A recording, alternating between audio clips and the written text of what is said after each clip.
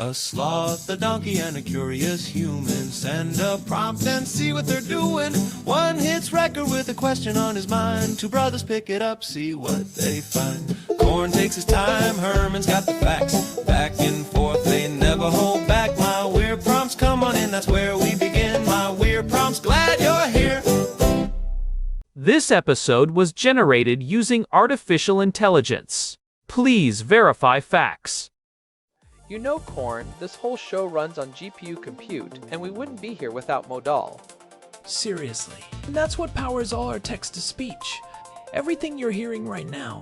They're an AI infrastructure platform. Developers use them to run GPU workloads in the cloud with zero infrastructure headaches. If you're building anything with AI, check them out. Modal.com. Picture this. You are deep in the woods, or maybe you are just in a basement with terrible reception. Your phone says no service. You haven't paid your wireless bill in 3 months because, well, you are a sloth and you forgot. Suddenly, the device in your pocket starts screaming. It is a sound designed by psychoacoustics experts to bypass your frontal lobe and trigger a primal fight or flight response. It is an emergency alert.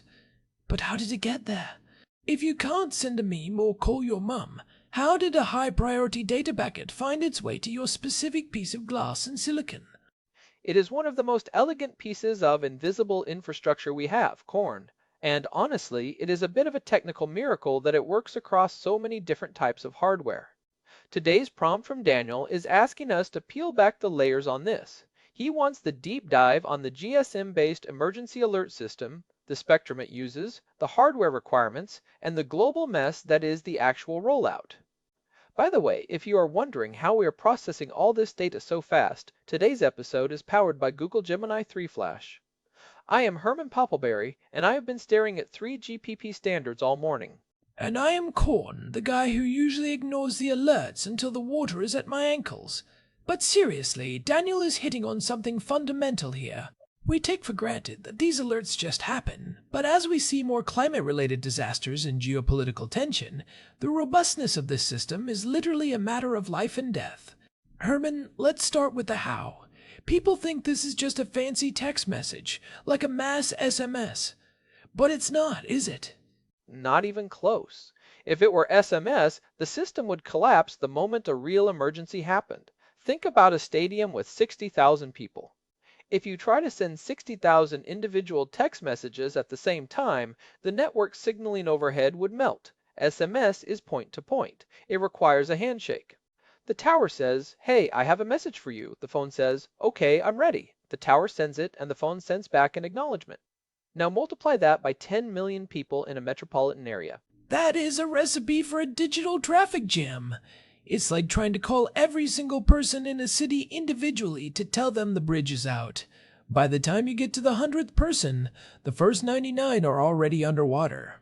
So, what is the alternative? How do you talk to everyone at once without waiting for them to say hello back?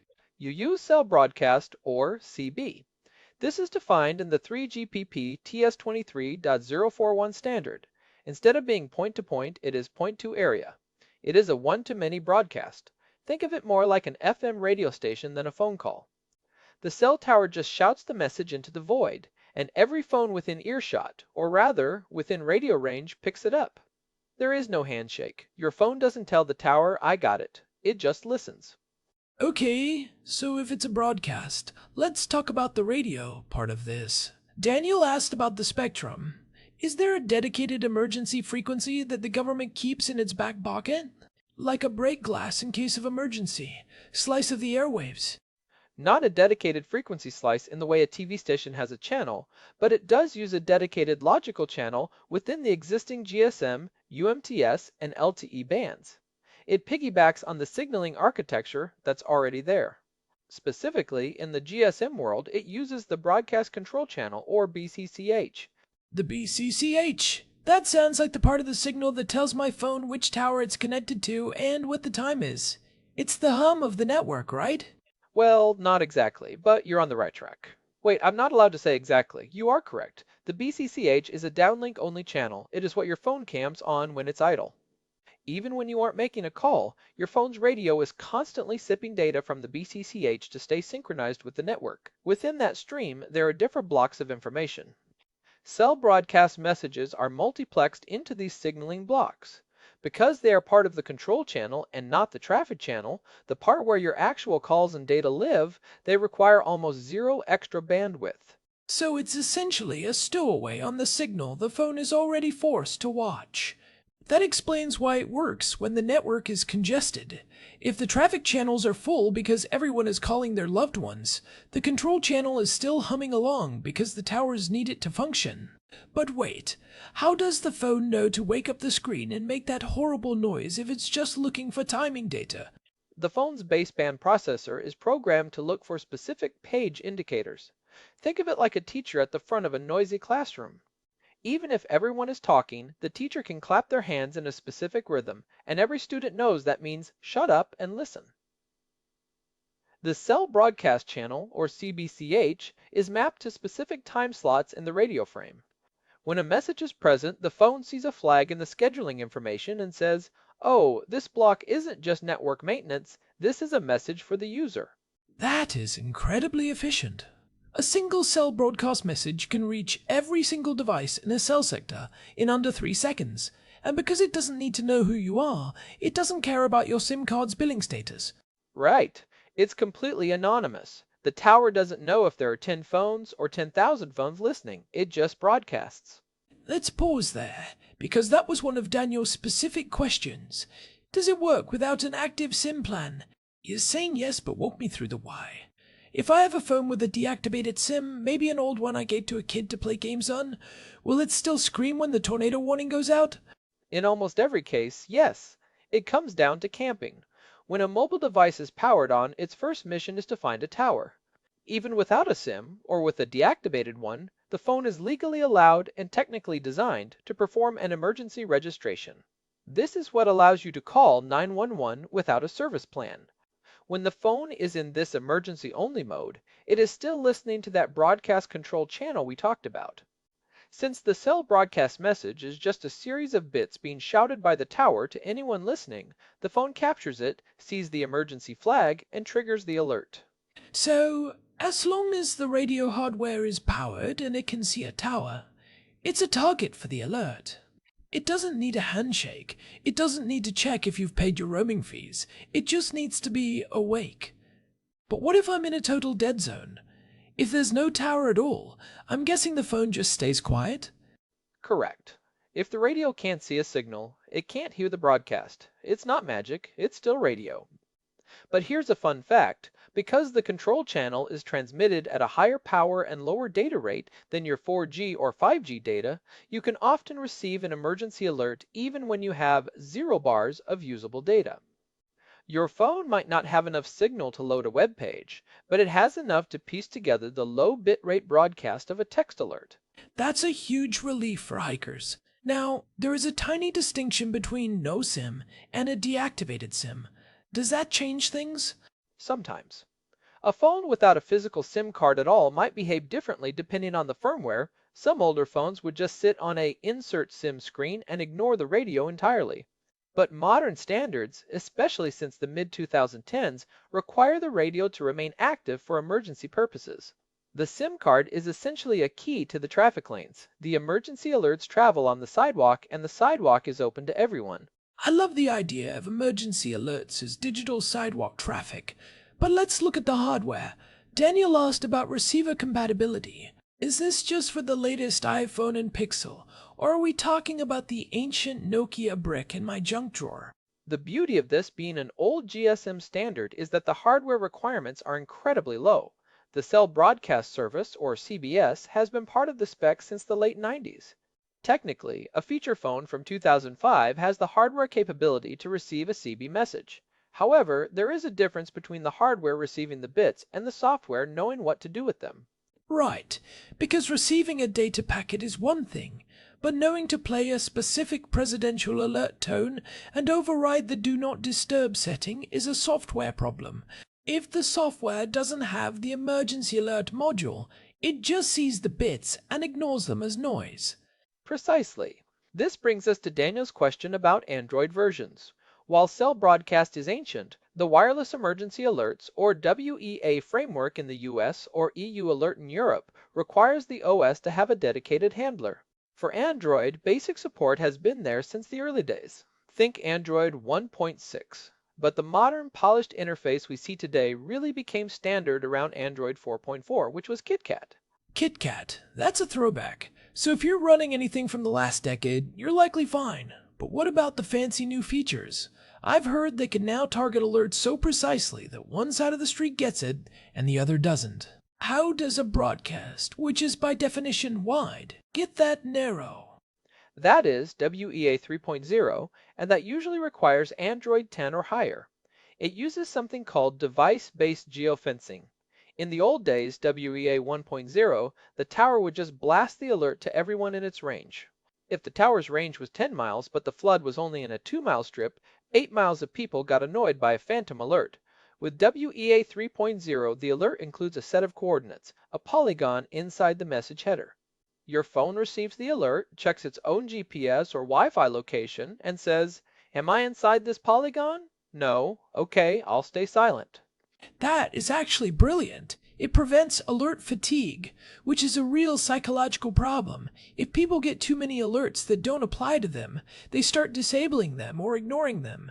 But wait, if the phone has to check its GPS, doesn't that drain the battery? It only fires up the location services for a split second when it detects a WEA 3.0 header. It's a very small price to pay for not being woken up by a flash flood warning for a county 50 miles away. And that's where the cheeky sloth in you might get into trouble, Corn. Because while you can opt out of Amber Alerts or Weather Alerts in your settings, there is one tier you generally cannot disable, the Presidential Alert, now often called the National Alert. It maps to a specific message identifier in the cell broadcast header. Every CB message has an ID. For example, ID 4370 is a required monthly test. ID 4371 is an emergency presidential level alert. The software on your phone is hard-coded to treat that specific ID as non-mutable. You can put your phone in a lead box, but you can't tell the software to ignore that specific bit string. That feels a bit Big Brother, but I guess if the nukes are flying, I'd rather know than not. It's the ultimate override switch. Now, let's talk about the global situation. Daniel asked if the rollout is homogeneous. I'm guessing no, because nothing in global tech is ever simple. It is a total patchwork corn. It's like a quilt made by 50 different people who weren't allowed to talk to each other. In the US, we have IPA-US, the Integrated Public Alert and Warning System. It's very centralized. FEMA manages the gateway, and they push it out to the carriers. It's quite mature. But then you look at Europe. Europe loves a good standard. Surely they have this figured out. They gave us GSM after all. They have a framework called EU Alert, but the actual implementation is left to individual countries. The Netherlands has NL Alert, which is fantastic and very widely used. They actually phased out their physical air raid sirens because the cell broadcast system was so reliable. Germany, on the other hand, was surprisingly late to the game. They didn't fully roll out their DE Alert via cell broadcast until early 2023. Before that, they relied heavily on apps like Nina or Catwarn. Wait, they relied on apps. That seems like a terrible idea for an emergency. If the data network goes down, or if the app isn't running in the background, or if you just have bad reception, you're toast. Apps need an IP connection. Cell broadcast doesn't. That is exactly what happened during the devastating floods in Germany in 2021. The apps failed many people because of network congestion or power outages. Many people didn't get the warning until it was too late. That was the wake-up call that pushed them to finally implement the cell broadcast standard. It's a classic example of high-tech being inferior to old tech when it comes to reliability. It's the keep it simple, stupid principle of engineering. A broadcast on a signaling channel is much harder to break than an IP-based app notification. What about elsewhere? Japan has to be the gold standard, right? With all the earthquakes and tsunamis? Japan is incredible. Their J-Alert system is integrated into everything. It's not just phones, it's speakers in the streets, television overrides, and radio. Their cell broadcast implementation is lightning fast because it's triggered by the Japan Meteorological Agency's sensors directly. They can get an earthquake warning to millions of phones in seconds, sometimes before the actual S waves of the earthquake even reach the city. It gives people those precious 5 to 10 seconds to get under a desk. That is incredible. But what happens if I take my US iPhone to Japan, or a phone I bought in Tel Aviv to London? Daniel's prompt mentions he's in Jerusalem. Does his phone care where it was manufactured? This is one of the weird edge cases. Technically, the radio can hear the broadcast anywhere, but the CBMI, the Cell Broadcast Message Identifier list on your SIM card or in your phone's firmware, might be configured differently. In the US, we use certain IDs for WEA. In Europe, they use different ones. If your phone isn't listening for the specific ID used by the local country, it might just ignore the message. So, I could be standing in the middle of a tsunami zone in a foreign country, and my phone is hearing the alert, but just thinking, nah, that's not for me. That's not the ID my mommy told me to listen for. That seems like a massive oversight. Well, you are right. Modern smartphones are getting better at this. They usually come with a global list of common emergency IDs, but it's not a guarantee. There was a famous case a few years ago where some imported phones in the UK didn't receive the national test alert because they were missing the specific UK config for the broadcast channel. The hardware saw the data, but the software didn't recognize it as a priority message, so it just dumped it. This seems like something that should be handled at the hardware level by the modem manufacturers. Like, if you see any packet with an emergency flag, just scream. Why make it so complicated? You'd think so, but then you'd have alert tourism problems where people get alerts meant for a different region because of weird signal atmospheric bouncing. Or worse, malicious actors could potentially spoof alerts if the system were too open. It's a balancing act between security, localization, and safety, and it gets even messier in developing nations. Many countries still rely on location-based SMS. Which we already established is the traffic jam version of this. It's the difference between a megaphone and 1,000 individual letters. Right. It's cheaper to set up because you don't have to upgrade the cell tower software to handle cell broadcast, but it's much less reliable. Australia is actually in the middle of a big upgrade right now, moving from a fragmented SMS-based system to a unified national cell broadcast system called AusAlert. It's scheduled to be fully operational this year in 2024. Good for them. It feels like we're finally converging on a global standard, even if the patchwork is still visible. I want to go back to the technical meat for a second. You mentioned the control channel versus the traffic channel. If I'm on a 5G network, is this still how it works? Or has 5G changed the game? Is it still just shouting into the void? 5G complicates things because it introduces network slicing. In theory, you could have a dedicated slice for emergency services that has guaranteed latency and bandwidth. But for the actual public alerts, 5G still uses a broadcast mechanism similar to LTE. It's called the Service Data Adaptation Protocol, layer in some contexts. But the core principle remains, it's a broadcast from the G node B that's the 5G version of a cell tower to all active user equipment. Go DB. Sounds like a hip-hop artist from the future. Yo, it's Go DB, dropping the latest weather update. He's dropping the hottest alerts of 2024. But what's interesting is that even as we move towards 6G, there's no talk of getting rid of cell broadcast. It is considered mission-critical infrastructure.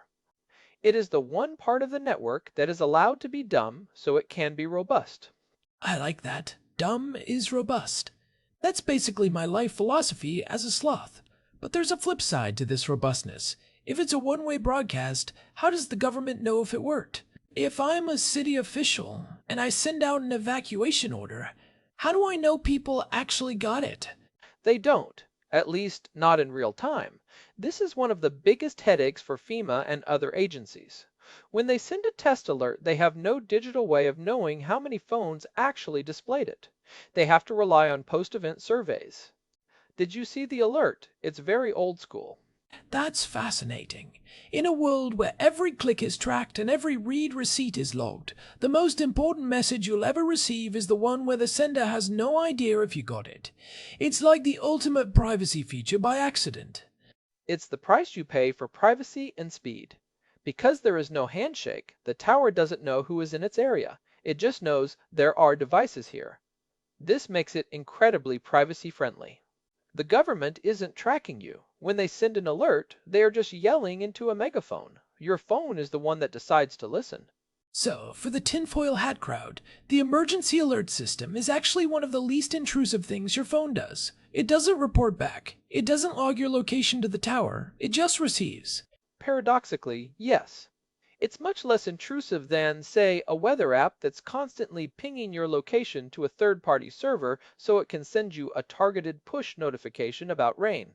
Those apps are tracking you. The cell broadcast system is just informing you. Let's get into some practical takeaways for the listeners. Because this stuff is cool to know, but how does it actually affect us? For one, Daniel is in Jerusalem. If he's got a phone from Ireland, where he's originally from, does he need to do anything to make sure he's getting local alerts? Should he be worried his Irish phone is deaf to Israeli alerts?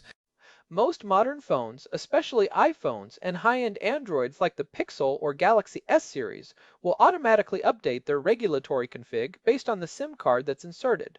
When Daniel puts in an Israeli SIM, the phone says, "Oh, I'm in Israel now. Let me look up the local cell broadcast channel IDs." It usually happens in the background via a carrier settings update. But what if he's roaming? If he's using his Irish SIM on an Israeli network because he's just visiting? That's the danger zone. Roaming agreements don't always include the handoff of cell broadcast configurations. If you are traveling, the best thing to do is actually check your settings. On Android, you can usually find this under Safety and Emergency, and then Wireless Emergency Alerts. There is often a Test Alerts toggle that's off by default. Turning that on can sometimes give you a ping to see if the system is communicating with your device. And for the real nerds, the ones who want to see the matrix behind the curtain, isn't there a hidden menu? You mentioned 3GPP standards. Surely there's a way to see the raw data. Oh, you know I love a hidden menu. On many Android phones, if you go to the dialer and type *#*4636# *#****, Slow down, Rain Man. *#*4636#*#**. yes, that opens the testing menu. Under phone information, you can sometimes see the cell broadcast service status. It will show you if the phone is currently subscribed to any broadcast channels. It's not very user-friendly. It's just a list of IDs, but it's proof that the silent conversation is happening. On an iPhone, you can use field test mode by dialing *3001#12345#*, though it's much harder to find the specific CB info there. I'm going to try that later, and probably break my phone. But what about the no SIM thing? If I'm a hiker, and I have an old phone in my bag as a backup, and it has no SIM card, I should still keep it charged, right? It's not just a paperweight. If you are in a situation where your main phone dies, that old SIM-less phone is still a life-saving tool. It can call emergency services, and it will receive cell broadcasts. It's a dedicated emergency receiver that most people just throw in a drawer. Think of it as a backup life jacket. It's basically a modern-day emergency weather radio that everyone already owns. I wonder if people realize how much engineering went into making sure that no service doesn't mean no warnings. That's a great way to put it. And unlike those old crank-style radios, this one is connected to a multi-billion-dollar cellular infrastructure that is designed to be the last thing standing in a disaster. Okay, so we've covered the spectrum. It's the signaling channel, not a separate frequency. We've covered hardware. Anything from the last 20 years can technically do it, but the software needs to be modern to handle the geo-fencing. We've covered the SIM not required, and the rollout. A messy, beautiful patchwork. What's the future, Herman? Are we going to get emergency holograms in 6G? Or maybe the phone will just take control and walk us to the nearest shelter? The future is actually about rich content. Right now, WEA messages are mostly text, maybe 90 to 360 characters in the latest version. But the next step is embedding things like maps, or even short video clips of how to find cover or how to apply a tourniquet. The challenge is doing that without breaking the no congestion rule. If you start sending video files, you're moving back toward the traffic channel problem. Right. You don't want the how to survive a flood. Video to buffer because everyone else is watching the same video. That would be the ultimate irony. I'd save myself, but I'm only at 40% downloaded. I said it again. You are right. So the engineers are looking at MMS broadcast or high efficiency multicast. It's about sending a small, highly compressed data packet that the phone can then unpack using its own internal assets.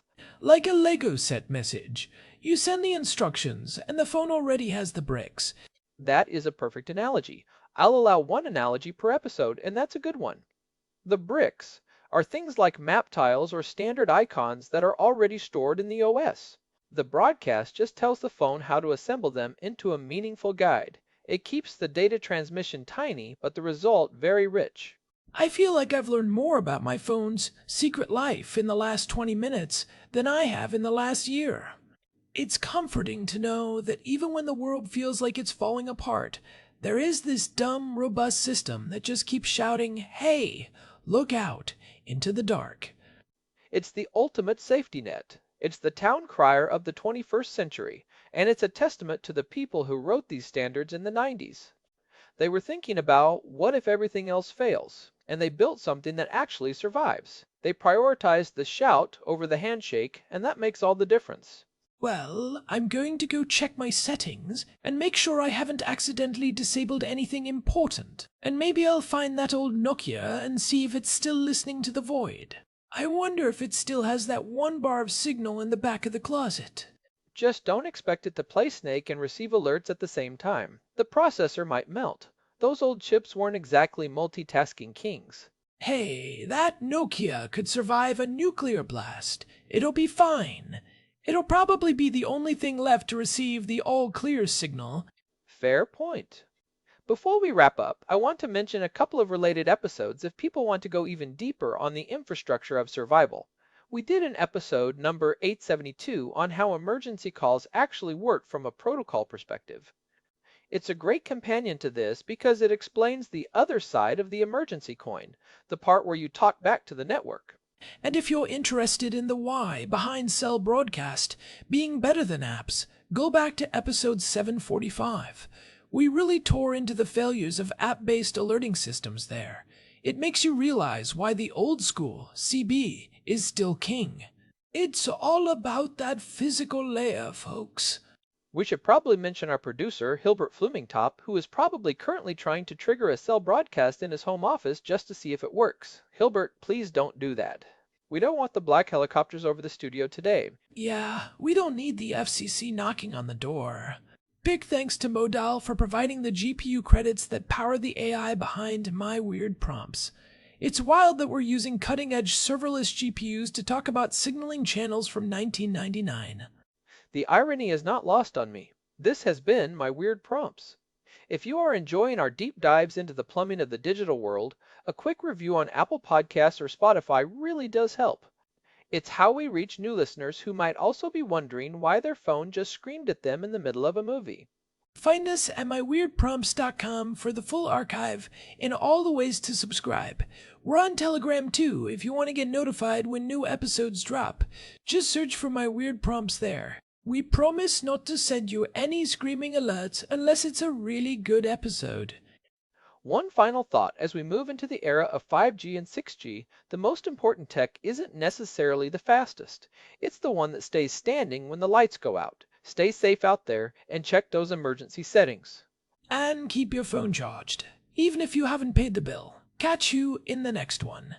This episode was produced using Google Gemini 3 Flash. Text-to-speech by Chatterbox. Thanks for listening to our show, My Weird Prompts, where our thoughts go from slow takes to facts on cue. We change and follow through. My Weird Prompts, that's the close from sloth